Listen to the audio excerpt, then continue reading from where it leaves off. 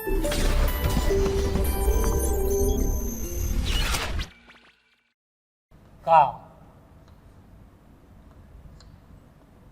संधारित्र में डालने पर प्रभाव। अपन ये पढ़ने वाले हैं। इसका मतलब ये है कि जब आपकी संधारित्र में परावैद्युत अंक डालेंगे तो संधारित्र की जो फिजिकल क्वांटिटीज है, जैसे potential, electric field, energy, charge, इन पर क्या प्रभाव पड़ने वाला है। ठीक है, तो मैं एक बात करता हूँ, यहाँ दो केस होते हैं बच्चों। पहला केस लेता हूँ मैं, यदि बैटरी जुड़ी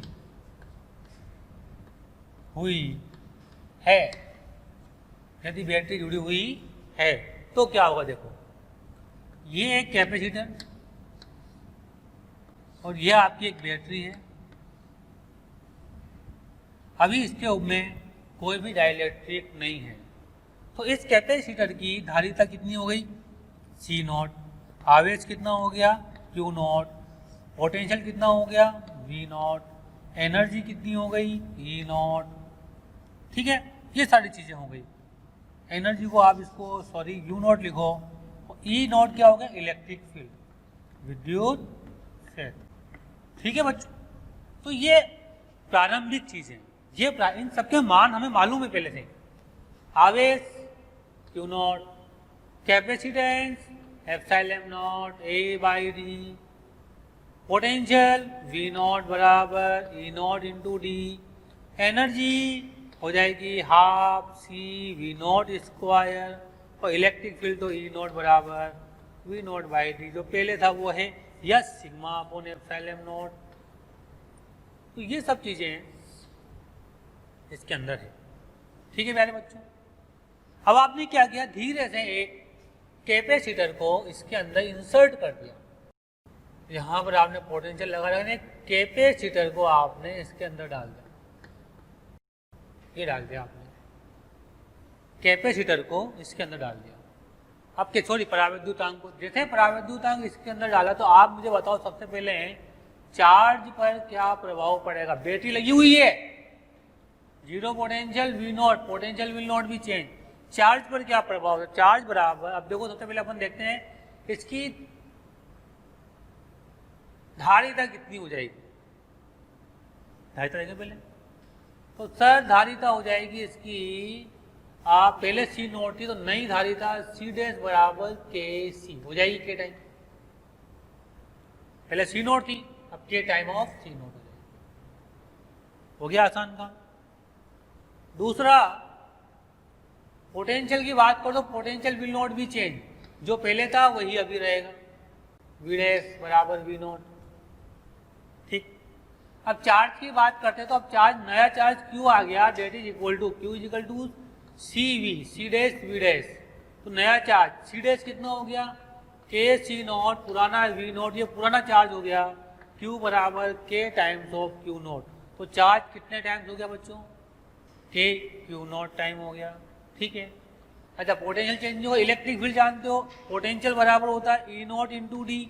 अब आप जानते हो E0 विल नॉट भी चेंज, क्योंकि V0 और D चेंज नहीं हो रहा है, V0 और D चेंज नहीं हो रहा है। ठीक है, एकदम डन। तो ये बातें आपने यहाँ पर देखी। कई बच्चों को कन्फ्यूजन आ सकता है कि सर पहले ये सिग्मा और ε0 था, तो अब जो इलेक्ट्रिक फील्ड हो जाएगा आप जानते हो कितना हो जाएगा, E0 ही रहेगा यहाँ के हिसाब से। ये नया E0 ये पुराने E0 के बराबर। अब वैसे पहले चार्ज सिग्मा था, तो अब चार्ज चेंज हो गया। अगर अब चार्ज चेंज हो गया, सिग्मा डैश हो गया, तो यहाँ भी तो K ε0 हो गया, और सिग्मा डैश कितना हो जाएगा, K times of sigma upon K times of ε0। इससे ये कट जाएगा, तो अगेन कितना आ जाएगा, ये E0 आ जाएगा। ठीक है, तो आप देख सकते हो कि इलेक्ट्रिक फील्ड नहीं बदला, पोटेंशियल नहीं बदला, आवेश बदल गया, ये नया आवेश, ये नया कैपेसिटेंस, ये। अच्छा एनर्जी की बात हो रहेगी, तो एनर्जी कितनी थी पहले, 1/2 C0 V0 स्क्वायर, अब एनर्जी कितनी हो जाएगी, मैं यू डैश कर रहा हूँ इसको 1/2 के, सॉरी ये पुरानी एनर्जी थी, नई एनर्जी 1/2 के सी नॉट वी नॉट स्क्वायर, तो यू डैश बराबर के टाइम्स ऑफ यू नॉट। इस प्रकार से आप देख सकते हो कि एनर्जी जो है बदलती चली जा रही है। ठीक है, वैसे आप तो ये है आप जब परावैद्युतांक को कैपेसिटर में डालते हैं, जब यहाँ लिख देता हूँ मैं, जब परावैद्युतांक को कैपेसिटर में डालते, ठीक है। लेकिन कौन सा केस था ये, यदि बैटरी जुड़ी हुई है, कौन सा केस था ये, यदि बैटरी जुड़ी हुई है, ठीक है। अब मान लो दूसरा केस, दूसरा केस क्या आ जाएगा, जब बैटरी को हटा दिया गया है, हटा दिया गया है, इसका मतलब क्या हुआ, अर्थात सी पर, सॉरी, आवेश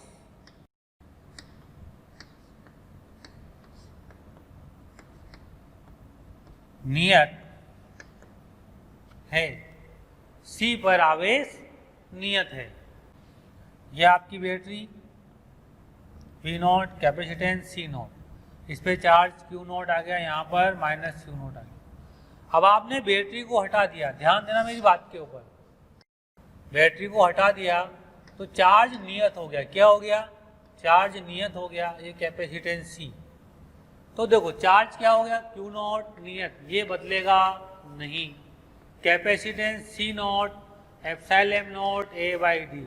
इस समय पोटेंशियल वी नॉट था आपका, और अब आगे बढ़े आप, एनर्जी यू नॉट बराबर एप्सिलॉन, ये हो जाएगा E naught into D, energy हो जाएगी 1/2 Q square by C naught, okay. और इलेक्ट्रिक फील्ड हो गया आपका ई नॉट बराबर sigma upon epsilon naught E naught पर। ये पहले वाली स्थिति है। नई वाली स्थिति में क्या करोगे, जब संधारित्र में, जब संधारित्र में परावैद्युतांक डालते हैं तो इन चीज़ों पर क्या प्रभाव पड़ेगा, तो यह आपका कैपेसिटर, ठीक है। अब जैसे ही आपने इसमें एक परावैद्युतांक डाला, ठीक है, डाल दिया, ये निकाल नहीं रहे, डाल रहे हैं, मतलब ऐसे डाल रहे हैं, ठीक है, ये क्यू नॉट और ये माइनस क्यू नॉट, तो क्यू नॉट क्यू डैश तो जो है वो क्यू नॉट के बराबर ही नियत है, लेकिन जो नया कैपेसिटेंस है वो सी के सी नॉट हो जाएगा, ये अपन जानते ही हैं। प्यारे बच्चों, बहुत बहुत शुक्रिया दिल से आप सभी लोगों का, जो आप लोगों का इतना प्यार मिला, आप लोगों के इतने व्यूज़, इतने सारे लाइक्स, इतने सारे कमेंट्स मिले। मैं ये आपको बताना चाहता हूँ कि जो डिस्क्रिप्शन में लिंक दिया है, प्लीज़ वहाँ जा कर के अपना एनरोलमेंट ज़रूर सुनिश्चित करें। और प्यारे बच्चों, इसके अलावा यदि आप डाउट्स का बेनिफिट उठाना चाहते हैं, आप स्टडी मटेरियल का बेनिफिट उठाना चाहते हैं, तो मोशन के प्रीमियम कोर्स को ज्वाइन करें। ये कहीं ना कहीं आपके लिए बहुत बेनिफिशियल होने वाला है। हो जाएगा ये, यहाँ पर जो पोटेंशियल एनर्जी है वो क्या हो जाएगी, 1/2 क्यू नॉट स्क्वायर बाई के सी नॉट, मतलब सॉरी पोटेंशियल एनर्जी हो जाएगी यू नॉट बाई के, क्या हो जाएगी, यू नॉट बाई के। अब आप देखो पोटेंशियल चेंज होगा, इनको इलेक्ट्रिक फील्ड चेंज, दोनों चेंज होंगे।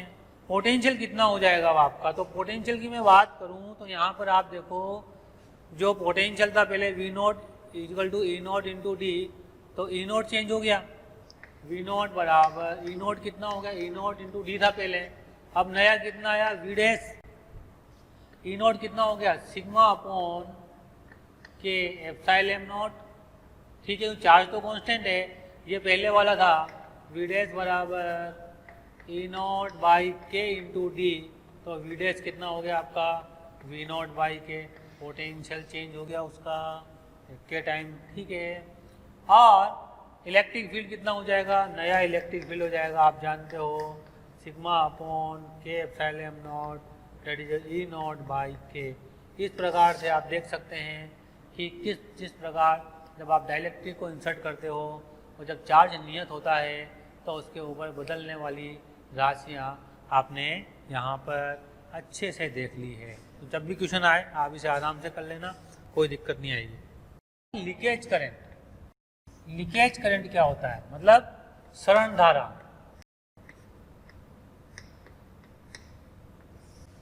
जैसे कोई कैपेसिटर है, ठीक है, ये एक कैपेसिटर है आपका, चार्ज है, क्या है ये, charge, Q equal to Q naught, इसमें एनर्जी स्टोर्ड है, ठीक है, ये इसमें डायरेक्ट डाला हुआ है, ठीक। अब ये लेकिन रखे रखे रखे रखे रखे बहुत समय बाद डिस्चार्ज हो जाता है। क्या हो जाता है, ये डिस्चार्ज हो जाता है। तो डिस्चार्ज क्यों हो जाता है, कैसे हो जाता है, इसका कारण क्या है। असल में क्या होता है कि थोड़ी थोड़ी धारा इस प्लेट से इस प्लेट की ओर बहती हुई चली जाती है इस डाइलेक्ट्रिक में होकर। ये आइडियली होता है, आइडियली होगा तो कभी नहीं जाएगी, लेकिन अगर प्रैक्टिकली लोगे आप थोड़ी थोड़ी धारा चली जाती है, इसलिए आफ्टर सम टाइम, कुछ समय बाद आपका कैपेसिटर अपने आप डिस्चार्ज हो जाता है। जिस प्रकार से आपने देखा होगा कि जैसे सेल है आपके घर पे, कोई बैटरी का सेल रखा हुआ है और वो रखे रखे रखे रखे रखे बहुत समय बाद डिस्चार्ज हो जाता है, डिस्चार्ज। तो वो डिस्चार्ज हो जाता है तो क्यों जाता है, क्योंकि उसके अंदर भी करंट फ्लो होती जाती है, उसके रजिस्टेंस की वजह से उसमें हीट का लॉस। तो आप देखो, मैं एक बात करता हूँ, ये डिस्टेंस कितनी यहाँ से यहाँ तक की डी है, तो आप मैं डाइलेक्ट्रिक निकालता हूँ, तो इस डाइलेक्ट्रिक का असल में रजिस्टेंस कितना है, R बराबर रो, इसकी लंबाई d है, इसका प्लेट एरिया A है, रो d बाई A, ये इसका रजिस्टेंस, ठीक है। तो इस कैपेसिटर को मैं ऐसे बना सकता हूँ कि ये एक कैपेसिटर है, इसमें charge Q equal to Q naught है और ये एक रजिस्टेंस लगा हुआ है, और रजिस्टेंस की जो वैल्यू प्यारे बच्चों वो है रो d बाई A। अब ये सर्किट आपको दिख रहा होगा, डिस्चार्जिंग सर्किट टाइप हो गया। क्या हो गया, ये डिस्चार्जिंग सर्किट हो गया, और यहाँ पर वैल्यू Q बराबर क्यू नॉट ई की power minus T upon R C हो जाएगा, और current I equal to I naught E की power minus T upon R C हो जाती है। तो I जो है वो डिक्रीज हो रही है, क्या हो रही है, I टाइम के साथ साथ डिक्रीज होती जा रही है, ये करंट I और ये टाइम t, इस प्रकार से करंट डिक्रीज हो जाएगी, और ये इसका टाइम कांस्टेंट हो गया 0.37 ऑफ आई नॉट, और ये टाइम कांस्टेंट हो गया इसका RC, ठीक है। अब देखिए, जितना ज़्यादा रेजिस्टेंस होगा उतना ही ज़्यादा टाइम कांस्टेंट होगा। तो क्या होना चाहिए, यदि करंट लीकेज भी हो रहा है तब भी आपका कैपेसिटर बहुत समय बाद डिस्चार्ज होना चाहिए। उसके लिए क्या होना चाहिए, रेजिस्टेंस ज़्यादा होना चाहिए। क्या होना चाहिए, रेजिस्टेंस ज़्यादा होना चाहिए। अगर रेजिस्टेंस ज़्यादा हुआ आपका तो आपका टाइम कांस्टेंट बढ़ जाएगा, और कैपेसिटर आपका संधारित्र कैपेसिटर धीरे धीरे डिस्चार्ज होगा, धीरे धीरे अनावेशित होगा। मेरे ख्याल से ये बात अब आपको एकदम से क्लियर हो गई होगी। Next point, breakdown voltage. ये क्या होता है, कई बार आपने देखा होगा कि ब्रेक डाउन वोल्टेज की बात आती है। किसकी आती है, ब्रेक डाउन वोल्टेज। मतलब दो कैपेसिटर लिया आपने, एक कैपेसिटर ये लिया और एक कैपेसिटर आपने ये लिया। इस पर चार्ज, इसका कैपेसिटेंस C मान लो कुछ 2 माइक्रोफेरड और इसका कैपेसिटेंस है 4 माइक्रोफेरड। इसका ब्रेक डाउन वोल्टेज है 20 वोल्ट और इसका ब्रेक डाउन वोल्टेज है 40 वोल्ट। मान लेते हैं 30 वोल्ट मान लो, इसमें कोई कंफ्यूजन नहीं, 40 भी मान सकते हो, 20, ठीक है, मैंने ऐसे माना, ठीक। तो what is the breakdown voltage, मतलब ये है ब्रेक डाउन वोल्टेज का मतलब कि जब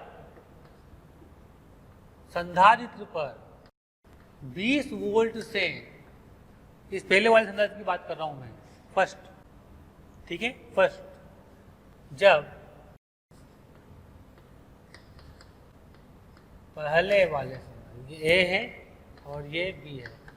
जब पहले वाले संधारित्र पर 20 वोल्ट से ज़्यादा विभव आएगा तो इसमें लीकेज करंट तेजी से बढ़ जाएगी, संधारित्र खत्म हो जाएगा। खत्म हो जाएगा मतलब दोनों प्लेटों का पोटेंशियल कुछ समय बाद सेम हो जाएगा और ये संधारित्र काम नहीं करेगा। मतलब इसका ब्रेकडाउन वोल्टेज 20 वोल्ट है तो इस पर 20 वोल्ट से ज़्यादा नहीं आना चाहिए, और इस पर 30 वोल्ट है तो इस पर 30 वोल्ट से ज़्यादा नहीं आना चाहिए। अब आगे देखो, जब इन दोनों को श्रेणी क्रम में लगाया जाता है तब निकाय का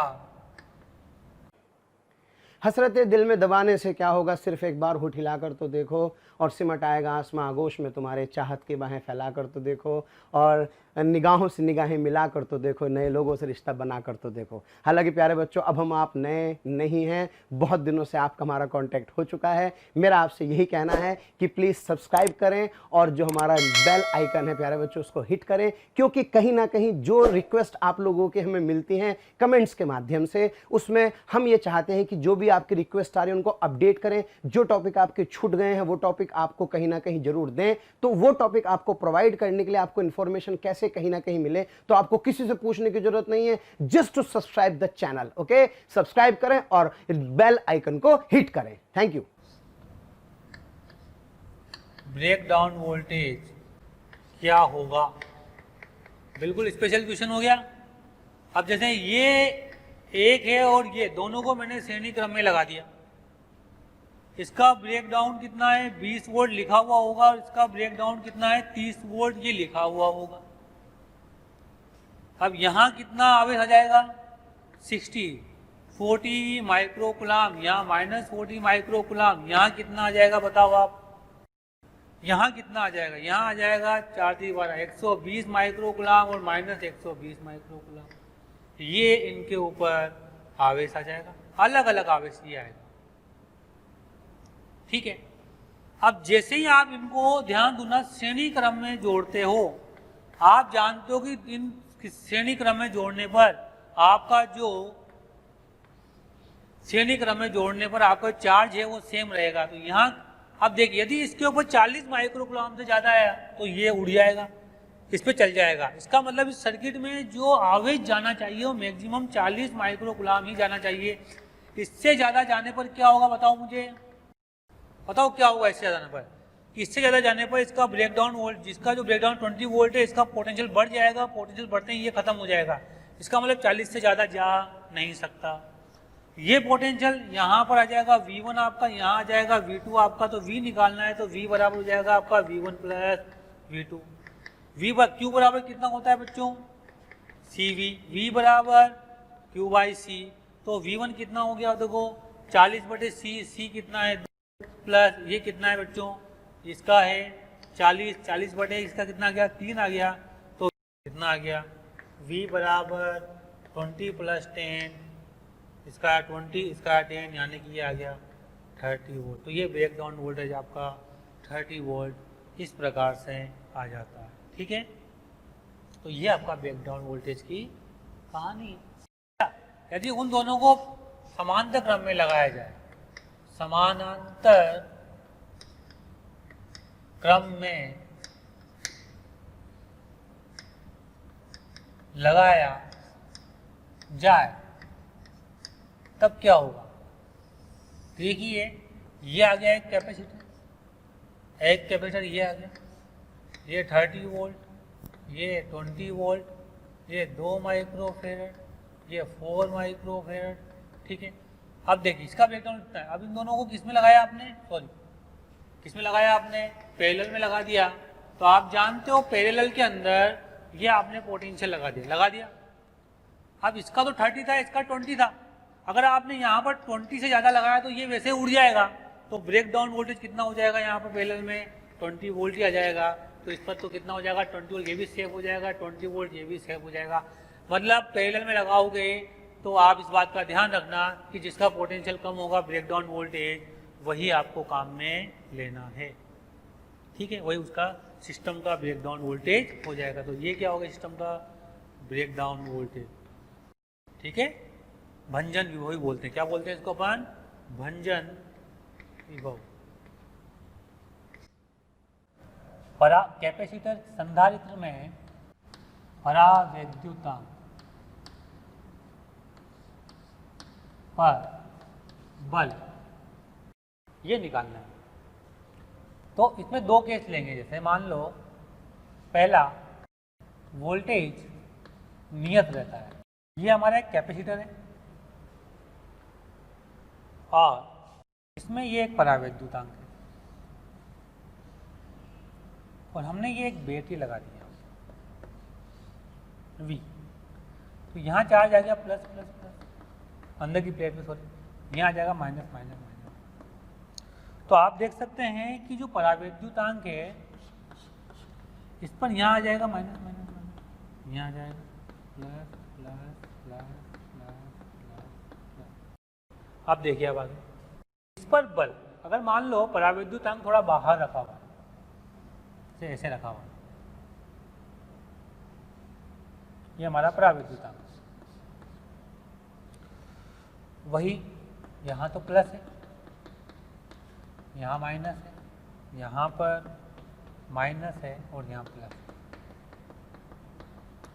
अब आप देख सकते हैं कि ये माइनस इस प्लस को अट्रैक्ट कर रहा होगा, तो इस पर इधर फोर्स लग रहा होगा, और ये प्लस इस माइनस को अट्रैक्ट कर रहा होगा, तो ये प्लेट को ऐसे फोर्स लगा रही होगी और ये इसको ऐसे, तो ये इधर की तरफ आ रहा होगा। कहाँ आ रहा होगा? ये इधर की तरफ आ रहा होगा और वही आपकी जो बैटरी है नियत है। ठीक है, ये नियत की बैटरी। तो सब बल की गणना करनी कितनी आएगी? तो मान लेते हैं टोटल कैपेसिटर की लंबाई कितनी है? L, प्लेट का एरिया A, परावैद्युतांक K, और ये X अभी यहाँ पर अंदर कैपेसिटर के है। चलो, तो आप देख सकते हैं सबसे पहले कि यहाँ पर दो कैपेसिटर बन रहे हैं, एक ये एयर वाला कैपेसिटर और एक ये परावैद्युतांक वाला कैपेसिटर। दोनों कैपेसिटर किसमें है? समानांतर क्रम में है। तो मेरा जो C हो जाएगा वो हो जाएगा C1 प्लस C2। तो मेरा C कितना आ जाएगा? मेरा C आ जाएगा epsilon not A upon L minus x plus C2 कितना हो जाएगा? एप्सिलॉन नॉट A और ये K है अपॉन x। ये आ गया। अब हम जानते हैं जो पोटेंशियल एनर्जी होती है वो होती है 1/2 CV स्क्वायर। V तो नियत है 1/2 V स्क्वायर, और C कितना है यहाँ पर? C है मेरा यहाँ पर epsilon not A upon L minus x plus K epsilon not. Hello students, अब पढ़ते हैं हम लोग कैपेसिटर संधारित्र में,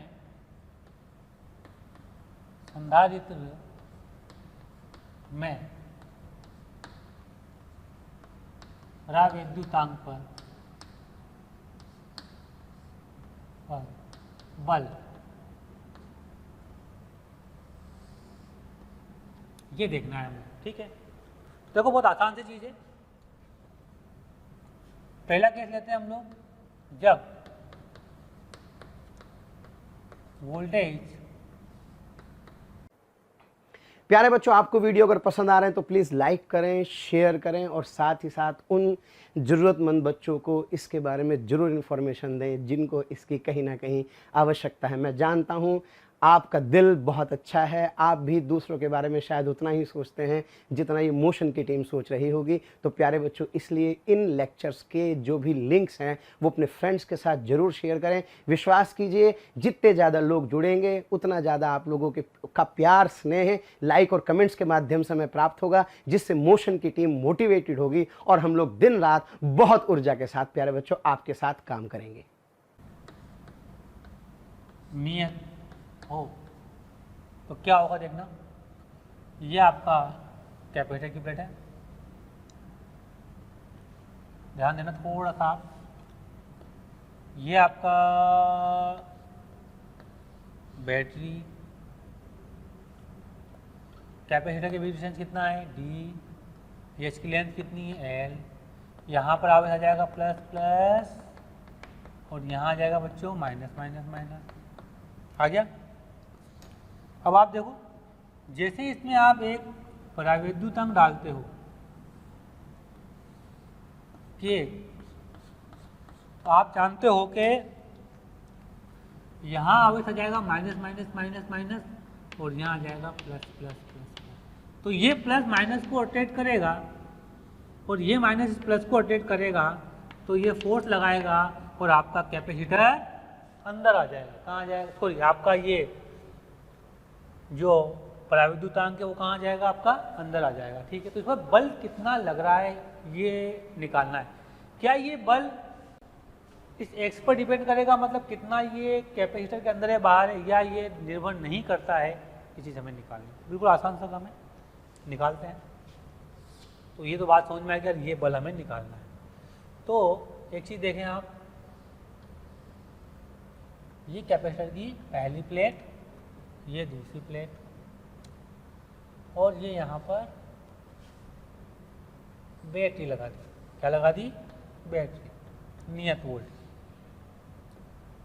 अब देखना बच्चों, इसकी लंबाई यहाँ से यहाँ तक एल है,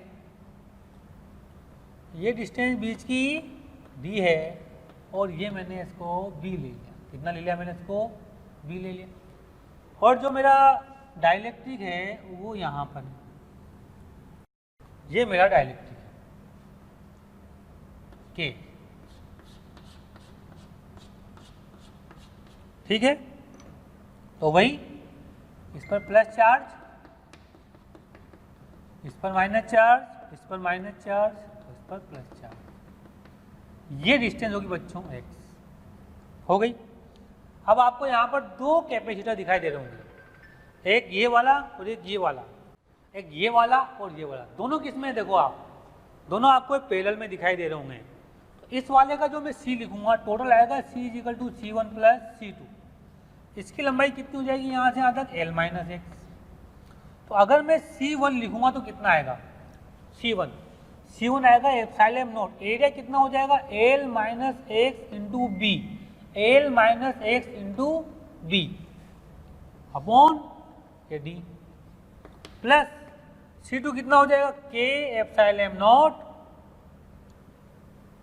ये कितना x अपॉन आ जाएगा आपका D, x into B into ये area, plate area, x into B. देखो आप ध्यान से, ये आ गया। अब एनर्जी कितनी होती है, 1/2 CV स्क्वायर। तो एनर्जी कितनी हो गई, 1/2 V स्क्वायर, और C हो गया आपका ये, C कितना हो गया आपका, epsilon naught B L minus X upon D, plus bracket में आएगा पूरा K epsilon naught X B upon D. अब ध्यान दो फोर्स कितना होता है, फोर्स होता है minus D U by D X. मुझे तो केवल मैग्नीट्यूड से मतलब है, अट्रैक्शन तो पता लग ही रहा है, तो मैं इसका डिफ्रेंशिएशन कर दूंगा 1/2 V square epsilon naught B by D, ये एक्स का हो जाएगा -1, इसका 0 हो जाएगा, प्लस ये आप सब जानते हो करना आप, के epsilon naught B by D, है ना, के एप्सिलॉन नॉट एक्स का हो जाएगा आपका 1 और ये हो जाएगा आपका L minus X into D by D. और यहाँ पर फोर्स कितना आ गया आपका 1/2 V स्क्वायर, एप्सिलॉन कॉमन लो, बी कॉमन लो, डी कॉमन लो, तो मेरे ख्याल से ये हो जाएगा उधर के -1।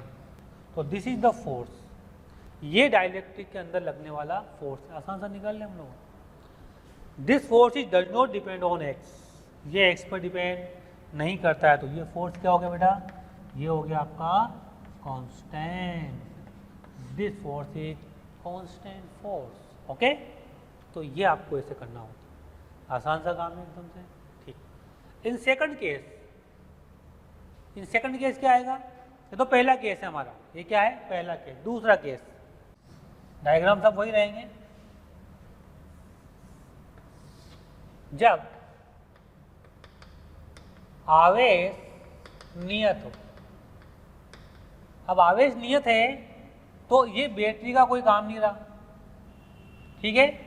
एक बार चार्ज कर दिया, ये Q और ये Q नोट हो गया। यहां पर भी इस बैटरी का अब कोई काम नहीं है, ये Q और ये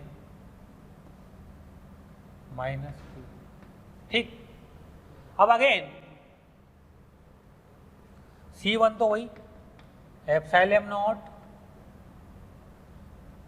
L minus X into B upon D, और C2 वही again epsilon naught P into X upon D. ठीक है या नहीं, तो चार्ज तो वही आए, तो कैपेसिटेंस नेट के दोनों पैरेलल में है, किसमें दोनों समानांतर क्रम में है, तो अभी भी जो C आएगा वो तो C1 प्लस C2 ही आएगा, है ना। लेकिन जो आपकी एनर्जी हो जाएगी वो कितनी हो जाएगी, half Q square by C, ये आपकी एनर्जी हो जाएगी। अब क्या लिखोगे आप यहाँ पर, हाफ Q स्क्वायर तो कांस्टेंट, और जो C है वो हो जाएगा आपका C1 प्लस C2। ठीक है, अब आप इसको डिफ्रेंशिएट करोगे तो कैसे करोगे, तो आपके लिए बहुत भारी हो जाएगा।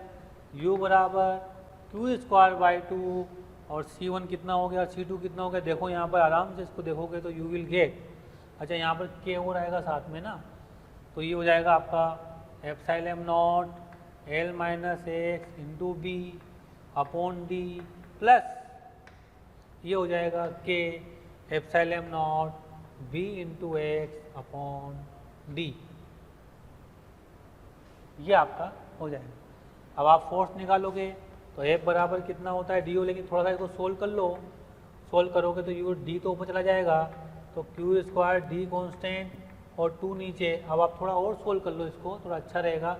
एप्सिलॉन नॉट एल बी और एक्स को अलग कर लो, ठीक है, तो ये हो जाएगा आपका एप्सिलॉन नॉट, ये हो जाएगा आपका एल, ये हो जाएगा आपका बी, ठीक है। इसको करोगे तो minus epsilon naught X B, यहाँ पर भी ये आ जाएगा plus K epsilon naught B into X. इसको और सोल्व करोगे तो आपके पास आएगा Q square D by 2 into epsilon naught बाहर आ जाएगा सब में से, ओके। अंदर बचेगा क्या, ये एल बी, यहाँ क्या बचेगा, एप्सिलॉन नॉट बाहर चला गया, यहाँ पर b कॉमन आएगा प्लस का और एक्स भी कॉमन आएगा, ये आएगा आपका k माइनस 1। अब आपको इसका डिफ्रेंशिएट करना होगा, क्या करना होगा, डिफ्रेंशिएशन। तो इसको मैं यहाँ पर करता हूँ डिफ्रेंशिएशन थोड़ा सा, तो f इजिकल टू कितना हो जाएगा, magnitude wise D you by D x, तो f बराबर देखिए आप Q square D upon 2 epsilon not, तो ये आ ही गया। अब ये क्वांटिटी ऊपर जाएगी, ऊपर जाएगी कितनी हो जाएगी, ये पूरी की पूरी क्वांटिटी -1 हो जाएगी, तो इसका पूरा डिफ्रेंशिएशन करोगे तो इसका तो 0 हो जाएगा, इसका b x का 1 हो जाएगा, ऊपर आ जाएगा b और ये k माइनस 1 और नीचे आ जाएगा इस पूरी क्वांटिटी का L B into plus D into X into K minus 1 का, ये आ जाएगा आपका होल स्क्वायर, कितना हो जाएगा ये होल स्क्वायर। अच्छा यहाँ पर माइनस ही बात आएगा, लेकिन मैग्नीट्यूड की बात करें तो this force will be done, ठीक है। तो ये वाला force is not constant, force is not constant. अब आपका जो फोर्स है वो कांस्टेंट नहीं है। इस प्रकार से आप जब आवेश नियत हो तो ऐसे फोर्स निकाल सकते हो, और जब विभव नियत हो तो आपने पहले देखा कि कैसे फोर्स आपको निकालना है, ठीक है।